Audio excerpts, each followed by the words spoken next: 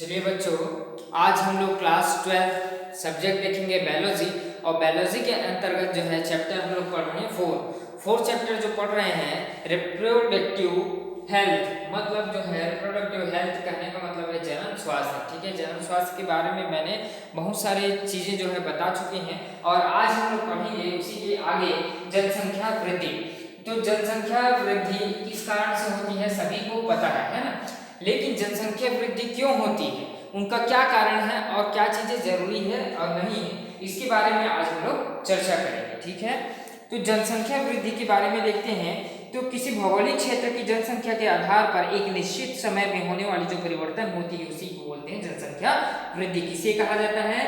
किसी भौगोलिक क्षेत्र की जनसंख्या के आकार में एक निश्चित समय में होने वाली जो परिवर्तन होती है। अचानक से आज देख रहे हैं कि हमारे जो इंडिया की जो है पॉपुलेशन दर कितनी है, तो यदि आज हम लोग देख रहे हैं पॉपुलेशन दर जो है 1000 है ना। पॉपुलेशन दर यानी कि मिलियंस में है। यदि मान लो हम लोग जनसंख्या दर देखेंगे तो 1901 से 2011 तक की जनसंख्या दर यहाँ पे बताई गई है ना, मिलियंस में है।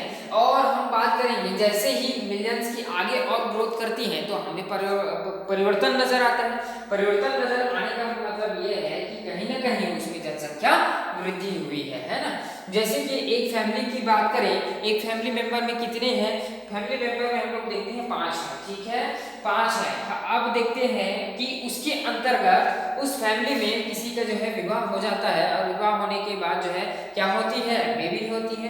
बेबी होने के बाद जो है उसके परिवार में परिवर्तन आने लगती है। परिवर्तन क्यों आती है? क्योंकि जनसंख्या वृद्धि हो रही है। तो जनसंख्या वृद्धि जैसे होती है तो उसी प्रकार जो है जन्म दर का जो है बढ़ावा होता है। जन्म दर की रेट जैसे बढ़ती जाती है उसी प्रकार से जो है मृत्यु दर भी होनी चाहिए, तब जाके क्या रहता है? पॉपुलेशन मेंटेन रहता है।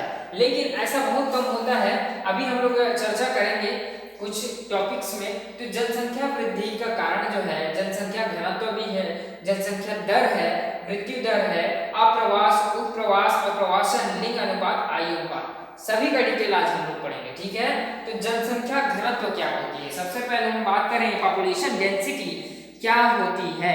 एक निश्चित समय में इकाई क्षेत्र में पाए जाने वाले प्राणियों की, एक निश्चित समय में इकाई क्षेत्र में पाए जाने वाले प्राणियों की कुल संख्या को घनत्व, जनसंख्या घनत्व कहा जाता है। यानी कि एक निश्चित समय में इकाई क्षेत्र में पाए जाने वाले प्रवासियों को कुल संख्या उनकी क्या कहलाती है? जनसंख्या घनत्व कहलाते हैं। जीवों की संख्या को हम लोग यदि n से दर्शाएंगे, यदि जीवों की संख्या हम लोग n से दर्शाते हैं तथा इकाई क्षेत्र में जहाँ पर उस क्षेत्र में बसने वाले जो जातियां हैं उसे s से प्रदर्शित करते हैं, तो जनसंख्या घनत्व क्या हो जाती है? जनसंख्या जो घनत्व होती है D बराबर रेशियो क्या आएगी? n रेशियो n/s है ना। यहां पर जो है n किसको शो कर रही है? जीवों की कुल संख्या की, यानी कि उस क्षेत्र में जिस क्षेत्र में रहते हैं कुल प्राणियों की उनकी संख्या। और यहाँ पर s देखेंगे तो s क्या है? इकाई क्षेत्र को प्रदर्शित करती है। ठीक है, जनसंख्या नेशनलिटी देखें, जनसंख्या दर, जनसंख्या दर का घनत्व तो सभी को मालूम हो गया।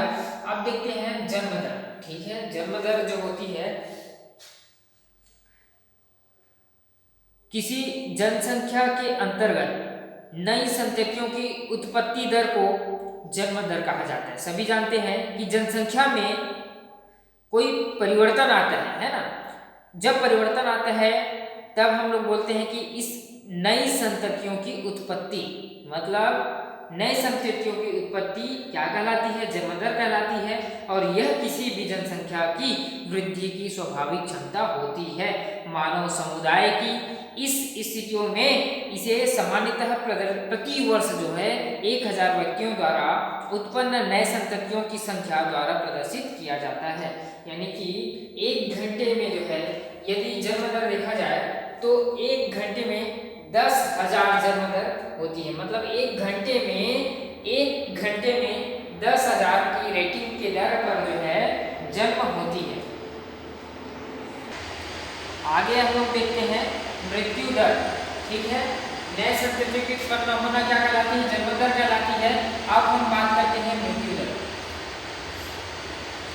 डेथ रेट, है ना। डेथ रेट क्या होती है? यह जन्म दर के विपरीत होती है। किसी जनसंख्या की मृत्यु दर इकाई समय में यदि प्रति वर्ष मरने वाले जीवों की औसतन संख्या होती है तो इसे भी सामान्यतः जन्म दर के समान किसी जनसंख्या के प्रति विपरीत यानी कि 1000 व्यक्तियों में मरने वाले व्यक्तियों की जनसंख्या प्रदर्शित करती है। मतलब जितने भी व्यक्ति 1000 व्यक्तियों के मरने वाले व्यक्तियों की संख्या द्वारा प्रदर्शित किया जाए, है ना, किसी जाति में सबसे कम मृत्यु दर अनुकूलित परिस्थितियों में यानी कि बुढ़ापे के समय होती है। इसे पोटेंशियल मॉर्टेलिटी कहा जाता है। जबकि देखिए उपस्थित परिस्थितियों में दिखाई देने वाली मृत्यु दर वास्तविक मृत्यु दर कहलाती है। वास्तविक और पोटेंशियल, यहाँ पर दो बातें आती है। जो पोटेंशियल मृत्यु दर रहती है,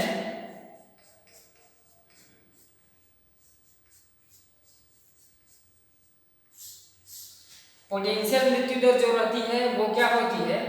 जैसे ही किसी मनुष्य जब बुढ़ापे हो जाती है, बुढ़ापे के दौरान जो है क्रॉस कर लेती है 70 अबाउ, है ना, 70 के एज जो है, आयु जो है कंप्लीट कर लेती है, तो उसके बाद जो है पोटेंशियल रेट चालू हो जाती है। ठीक है। और इसी के अपोजिट यदि कर दें, पीछे की तुलना करें तो ये जो है जैसे कि हम लोग बात करें 30-40 की जो आयु होती है ना, उससे कम भी हो सकती है, तो वो जो है वास्तविक मृत्यु दर कहलाती है। क्या कहलाती है? वास्तविक मृत्यु दर। दो प्रकार से होती है।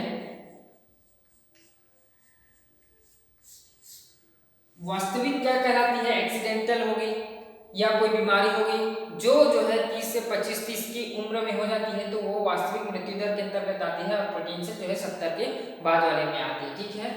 अब देखते हैं अप्रवासन। यहाँ पर लिखा हूँ अप्रवासन क्या होता है। तो यहाँ पर देख सकते हैं कि अप्रवासन और उत्प्रवासन। ठीक है। अप्रवासन जो होती है, जैसे कि आज हम लोग कहाँ रह रहे हैं? छत्तीसगढ़ में रहते हैं, है ना।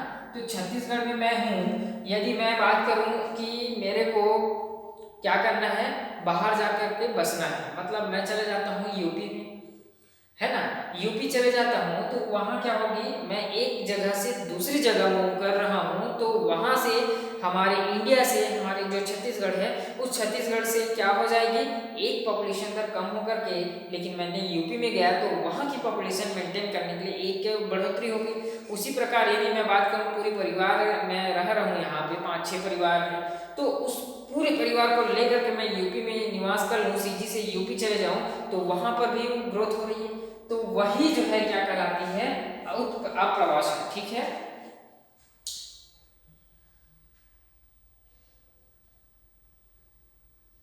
इस प्रकार की जनसंख्या में जीव एक आबादी से दूसरी आबादी या जनसंख्या में आते हैं। उदाहरण स्वरूप अनेक जो है भारतीय या ब्रिटेन, अमेरिका, कनाडा इत्यादि जाकर बस जाते हैं, और यह एक दिशा में अंतर्मुखी गति होती है, और यह किसी देश अथवा क्षेत्र में बाहर से आने वाले व्यक्तियों की अस्थायी प्रवेश होता है। ठीक है। अस्थायी प्रवास कहलाता है।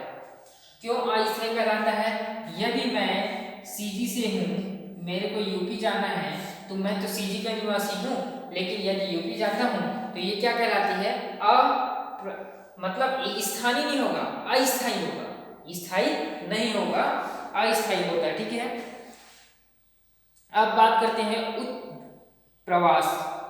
उत्प्रवासन क्या है? मैंने अप्रवासन बताया, अब उसके बाद जो है उत्प्रवासन लिखते हैं।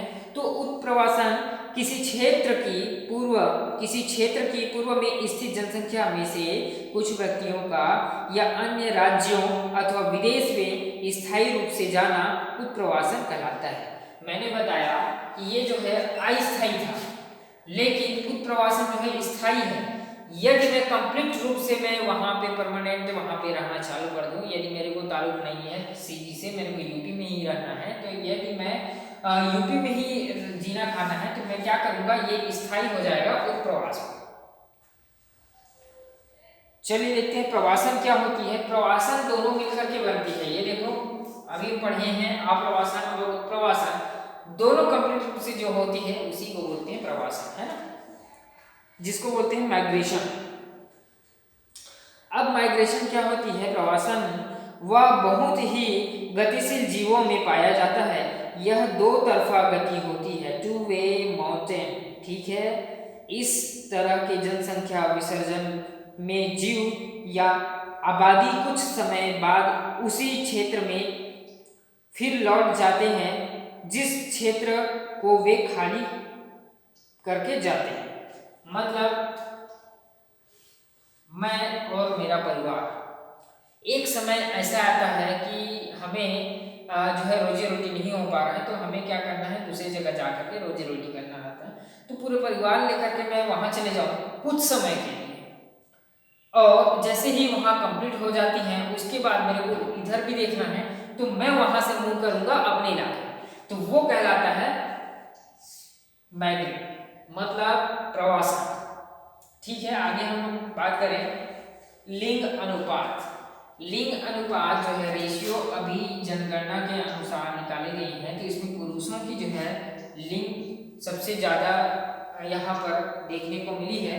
जैसे कि किसी जनसंख्या में प्रति 1000 पुरुषों पर महिलाओं की जनसंख्या लिंग अनुपात कहलाता है, ठीक है। उसी प्रकार आयु अनुपात देखते हैं। आयु अनुपात जो होती है एज रेशियो, आयु अनुपात अर्थात आयु वितरण की जनसंख्या का महत्वपूर्ण गुण है जो मृत्यु दर और जन्म दर को बहुत अधिक प्रभावित करती है। हम किसी भी आबादी को मुख्यतः 3 समूहों में बांट जा सकते हैं। कौन कौन से 3 समूह?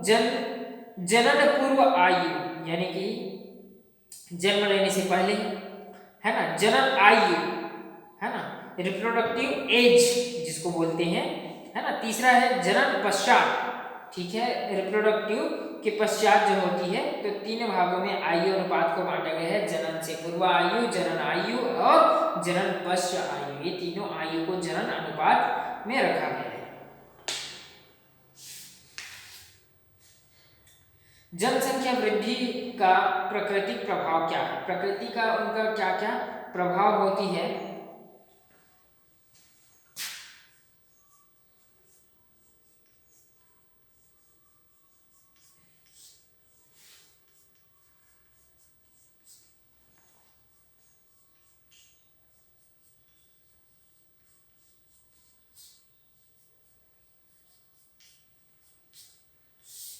चलिए, ये भी इम्पोर्टेंट है।